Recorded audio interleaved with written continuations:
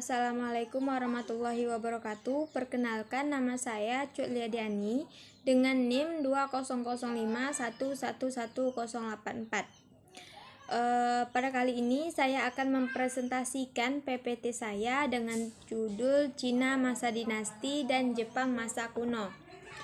Adapun tujuan saya mempresentasikan PPT ini untuk memenuhi tugas mata kuliah Sejarah Asia Timur dengan dosen pengampu Bapak Ahmad M. Hum.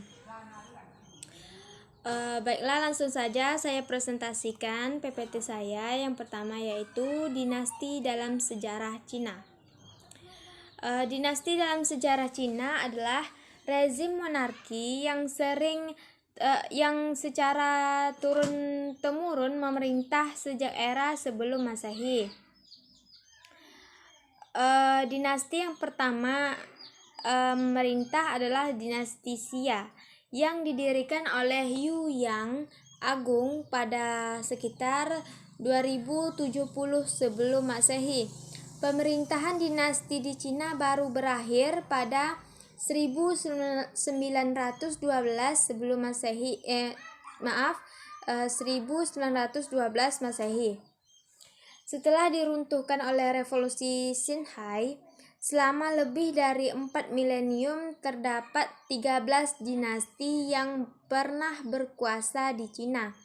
Dari serangkaian rezim monarki yang pernah berdiri, dinasti Yuan dan Qing disebut sebagai dinasti asing di Cina. Sebab dua dinasti ini tidak didirikan oleh keturunan bangsa Han sebagai satu-satunya yang dianggap mewakili entitas Cina. Berikut ini adalah 13 dinasti yang pernah memerintah Cina secara berurutan sejak periode sebelum Masehi. Nah, yang pertama itu ada dinasti Xia. Dinasti Xia ini pada tahun 2070 sampai 1600 sebelum Masehi. Dinasti yang pertama yang memerintah Cina adalah dinasti Xia yang didirikan oleh Yu Yang Agung. Salah satu pencapaian besar dinasti ini adalah mengembangkan teknik pengendalian banjir yang pernah merusak tanaman petani beberapa generasi. Namun sumber sejarah dari periode pemerintahannya sangat terbatas sehingga hanya sedikit yang dapat diketahui oleh dinasti Xia. Nah, yang kedua itu ada dinasti Shang pada tahun 1600 sampai 1046 sebelum Masehi. Dinasti Shang ini tercatat sebagai rezim monarki paling awal yang memiliki bukti arkeologis. Selama 5 abad lebih, 31 raja yang memerintah dengan wilayah di sepanjang Sungai Kuning. Penguasa pertamanya adalah Raja Tang yang terlahir dengan nama Zilu. Di bawah dinasti Shang, bidang matematika, astronomi, seni, teknologi militer mengalami perkembangan. Selain itu, dinasti ini telah menggunakan sistem kalender yang sangat maju dan bentuk awal aksara Cina modern. Nah, yang ketiga yaitu ada dinasti Zhou pada tahun 1046 sampai 256 sebelum Masehi. Dinasti Zhou adalah dinasti yang paling lama memerintah Cina, yakni selama hampir 8 abad. Di bawah Zhou, peradaban Cina mulai berkembang dan menyebar. Perkembangan ilmu filsafat ditandai dengan lahirnya aliran Konfusianisme, Taoisme, dan Mohisme. Selain itu, dinasti ini telah mengenal mata uang, sumpit, dan mengembangkan ajaran mandat surga. sebuah pandangan untuk membenarkan aturan raja yang telah diberkati oleh para dewa. Nah, dinasti Zhou melahirkan filsuf dan penyair terkenal di Cina seperti Lao Tzu, Tao Chin, Konfusius, Mencius, Moti, dan ahli strategi militer Sun Tzu. Kekuasaan dinasti ini berakhir setelah periode negara perang pada tahun 476 sampai 221 sebelum Masehi. Di bawah berbagai negara, kota saling berperang dan menyatakan diri sebagai entitas feodal independen. Nah, yang selanjutnya yaitu ada dinasti Qin pada tahun 221 sampai 206 sebelum Masehi. Nah, dinasti Qin ini menandai dimulainya era kekaisaran di Cina. Meskipun berumur pendek, Qin dikenal sebagai dinasti yang mengawali pembangunan tembok besar Cina. Hingga saat ini tembok Cina dikenal sebagai tembok terpanjang di dunia yang memiliki panjang lebih dari 21.000 km. Di sisi lain, Kaisar Qin dikenang karena gemar melakukan pembangunan. Mohon maaf sekali lagi, dikenal sebagai melakukan pembungkaman.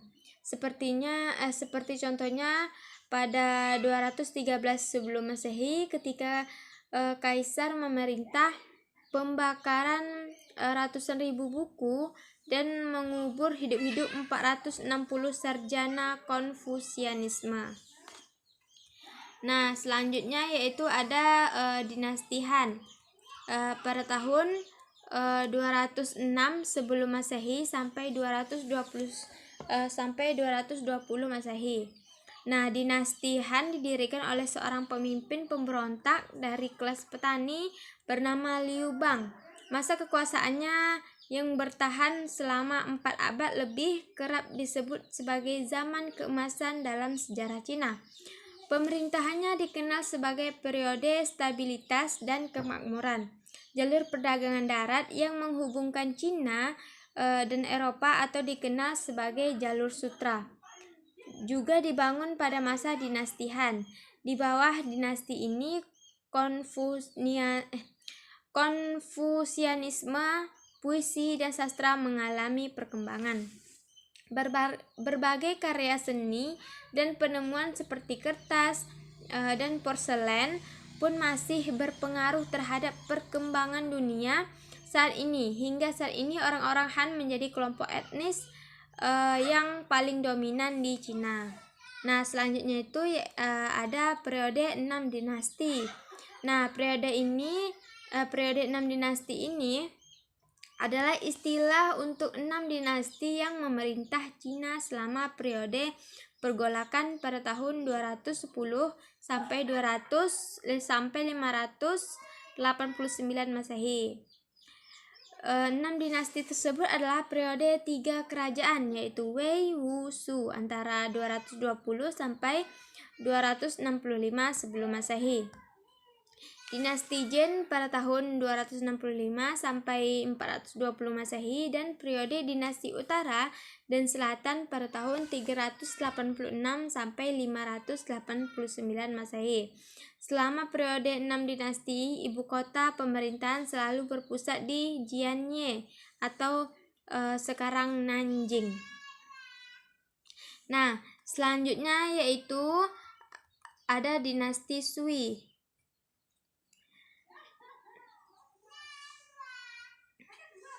Pada tahun 581 sampai 618 Masehi. Selama periode kekuasaannya yang cukup singkat, dinasti Sui berhasil membawa perubahan besar. Konfusianisme mulai ditinggalkan dan memberi ruang bagi Taoisme serta ajaran Buddha untuk berkembang. Nah, di bawah Kaisar Wen dan putranya yang tentara kekaisaran diperkuat hingga menjadi yang terbesar di dunia kala itu. Selain itu, tembok besar Cina diperluas dan Grand Canal atau terusan besar Cina selesai dibangun. Nah, selanjutnya yaitu ada dinasti Tang pada tahun 618 sampai 907 Masehi. Periode kekuasaan dinasti Tang disebut sebagai masa kemakmuran dan Cina mengalami perkembangan pesat dalam dunia seni serta teknologi. Penguasa keduanya Kaisar Taizong dianggap sebagai salah satu kaisar terhebat di Cina. Nah, selanjutnya yaitu periode 5 dinasti dan 10 kerajaan pada tahun 907 sampai 960 Masehi. Setelah runtuhnya dinasti Tang, terjadi suatu periode perpecahan politik yang kemudian dikenal sebagai periode 5 dinasti dan 10 kerajaan. Nah, pasalnya di Cina bagian utara terdapat 5 dinasti yang memerintah selama berturut-turut. Pada periode yang sama di Cina bagian selatan terdapat 10 rezim yang memerintah. Nah, selanjutnya yaitu dinasti Song pada tahun 960 sampai 1279 Masehi. Setelah periode perpecahan, Cina dapat disatukan kembali oleh Kaisar Taizu dari dinasti Song. Dari periode ini lahir beberapa penemuan besar seperti bubuk mesiu, percetakan uang kertas, dan kompas. Dinasti Song akhirnya jatuh ke tangan Kekaisaran Mongol yang kemudian mendirikan dinasti Yuan. Selanjutnya yaitu dinasti Yuan pada tahun 1279 sampai 1368 Masehi. Dinasti Yuan adalah dinasti Kekaisaran Cina yang didirikan oleh Kubilai Khan, cucu dari pendiri Kekaisaran Mongol. Di Cina, dinasti ini kerap disebut sebagai dinasti asing karena tidak didirikan oleh keturunan Han. Sebab pada zaman dulu orang-orang Han adalah satu-satunya yang dianggap mewakili entitas. Nah, selanjutnya ada dinasti Ming. Dinasti Ming pada tahun 1368 sampai 1644. Dinasti Ming ini didirikan oleh Zhu Yuanzhang atau Kaisar Hongwu yang memimpin pemberontakan para petani untuk meruntuhkan dinasti Yuan. Dinasti ini menjadi dinasti Kekaisaran Cina terakhir yang diperintah oleh bangsa Han. Yang selanjutnya yaitu dinasti Qing pada tahun 1644 sampai 1912. Dinasti Qing atau dinasti Manchu adalah dinasti kekaisaran terakhir di Cina. Selain Yuan, Qing juga disebut sebagai dinasti asing yang pernah memerintah di Cina. Selama hampir 3 abad berkuasa, dinasti Qing menjelma menjadi kekaisaran terbesar keempat dalam sejarah dunia. Nah, itulah tadi 13 dinasti berdasarkan periodenya. Nah, selanjutnya yaitu Jepang masa kuno. Jepang masa kuno dapat dilihat sebagai berikut. Yang pertama, keadaan geografis dan penduduk, dan yang kedua kebudayaan Jepang kuno. Jepang adalah sebuah negara kepulauan yang berbentuk garis melengkung yang terbentang dari timur laut ke barat di lautan bagian timur benua Asia. Luas wilayahnya kurang lebih 370.000 km kubik. Hanya timur benua Asia. Luas wilayah hanya kurang lebih 1/27 luas daratan Cina atau 1/5 luas Indonesia. Sampai dengan bulan Agustus 1945, Jepang menduduki sebagian besar pulau-pulau yang membentang di sepanjang pantai timur Asia dari Kamchatka sampai ke ujung selatan semenanjung Malaya dengan 4 buah pulau besar di Jepang. Nah, berikut adalah 4 pulau besar di Jepang. Yang pertama yaitu Hokkaido. Hokkaido yang berpendudukan sebagian besar adalah suku bangsa Ainu yang masih primitif. Nah, yang kedua ada Honshu yang merupakan pulau utama di mana terletak 6 kota besar di Jepang. dan menjadi pusat pemerintahan. Nah, yang ketiga dan keempat ada Shikoku dan Kyushu. Kedua pulau ini merupakan pintu gerbang bagi masuknya pengaruh dari bangsa-bangsa Eropa yang pada abad ke-16 telah masuk ke Jepang. Sampai dengan tahun 1945, Jepang masih menduduki Sakhalin dan Formosa. Dan selanjutnya yaitu ada kebudayaan Jepang kuno. Budaya tradisional Jepang adalah hasil dari sejarah yang panjang selama berabad-abad.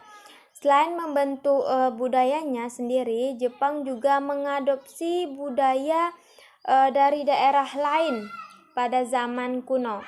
Salah satunya adalah mengadopsi budaya dari Tiongkok yang merupakan tetangga Jepang.